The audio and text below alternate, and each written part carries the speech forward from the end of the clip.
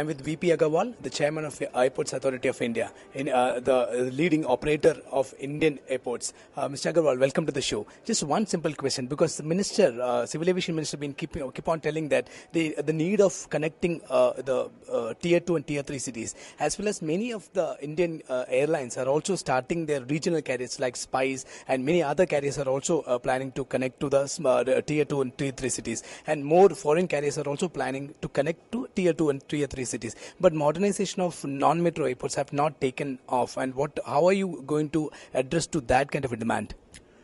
You are, I'll say, not rightly informed on this subject, because non-metro airport, 35 non-metro airport, we have taken up in the last plan itself.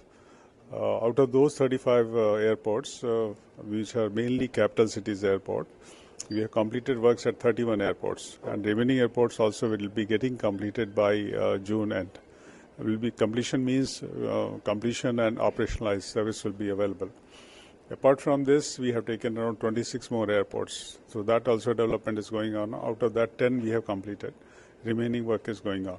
So we are preparing for the smaller cities to have aviation connectivity. So that way we are fully geared up.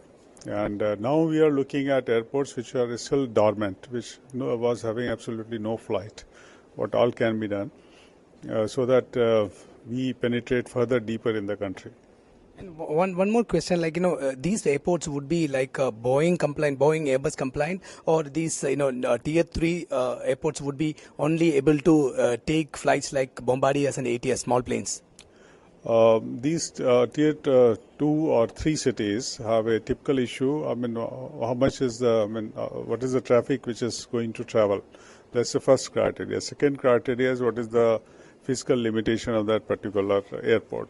So if there is no limitation and there are indications, yes, there is sufficient traffic, we are developing that particular airport for that particular capacity. So that is, funds is not a limiting factor. But where we perceive that there is a problem to have that much of traffic there, then naturally if I create a bigger capacity, it will be underutilized. There I am going with a modular approach.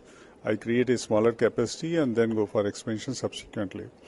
Then comes certain airports which are having their own limitations. So those can be maximum capacity which can be developed, we are trying to develop.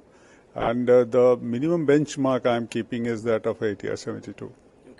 One last question is Kingfisher. Kingfisher has a lot of dues to AI, and recently you have said that you will be releasing at least 15 aircraft to them. So how will you recover your dues? And what is the take on Kingfisher saga from you?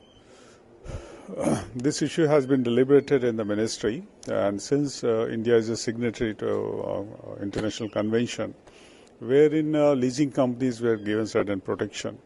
So then we were asked to honor that particular commitment of ours, and because leasing is the model in future through which most of the airline companies will be running.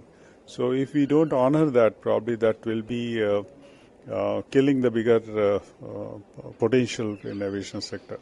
So we are, once instruction is received, we'll be honoring that. Now the question comes how to recover my money. This is we are trying to recover through civil suits. Thank you so much. Mr. V P Agrawal is telling us that there are two ways. So one, in the case of they are equipping the smaller airports to enable the connectivity, regional connectivity, which is the larger vision of civil aviation. Also, on the dues of Kingfisher, Mr. Agrawal is telling that he may go for a civil suit.